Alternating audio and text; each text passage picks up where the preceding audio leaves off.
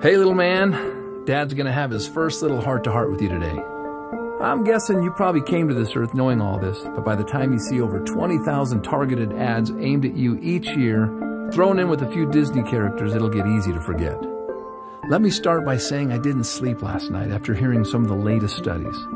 That this is the sickest generation ever, the fattest generation ever, and the first generation projected to outlive their children. But I believe as your dad, I have a say in this.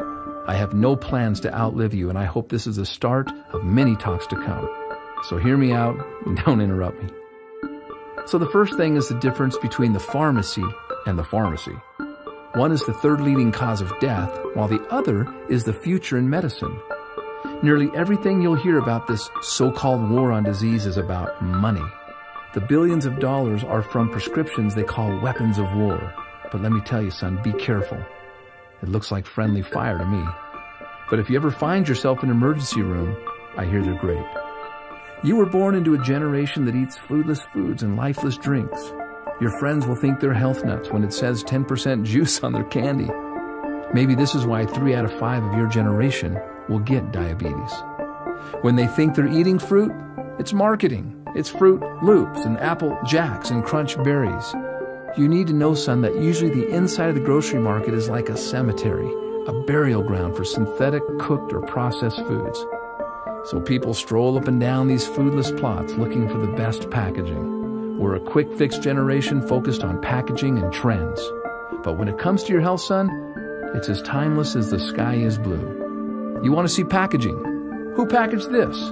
Who made these bright colors? Now that's packaging. And it's through your innocence that you'll see the carrot looks like an eye, and we know that carrots are good for the eyes. Or the walnut. It's a little brain loaded with brain foods. And I'm amazed how the tomato looks just like the inside of a heart. You want to hear something kind of funny but sad? My generation lives on buns and rolls, and it shows. 2 out of 3 of us are overweight. However, nature is nutritionally complicated, so we don't have to be. And oh yeah, another thing. See that over there? Beware of those trendy marketeers who will preach inferiorism to you, telling you that the food is no good, the dirt is no good, the air is no good, and the water is no good. They'll even tell you that you're no good, so they can sell you their lifeless, synthetic, fractionated supplements. Here's the deal. If you can breathe, keep breathing. And if the water's wet, drink it. The cleaner, the better. And of course, if God made it, eat it. If man made it, leave it alone or eat it in moderation. All of these drug and pill pushers have slowly handicapped our generation, making health an event. But you need to know that health is a habit. It's not an event. It's the little things we do day after day that lead to wellness or disease. It's not a handful of supplements chased by a frothy, nasty green drink on a Saturday morning. That's not health. That's hope and toxicity. Which reminds me, I am not going to raise you to be a fanatic. Fanatics die every day of self-inflicted stress. That's why they have bad breath. So live a little, but do so with your eyes wide open. Someday, you're going to have dreams just like me.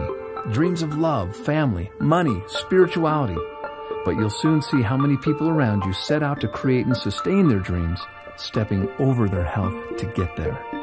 Only to come up short, hopeless, cynical, fearful, and survivors.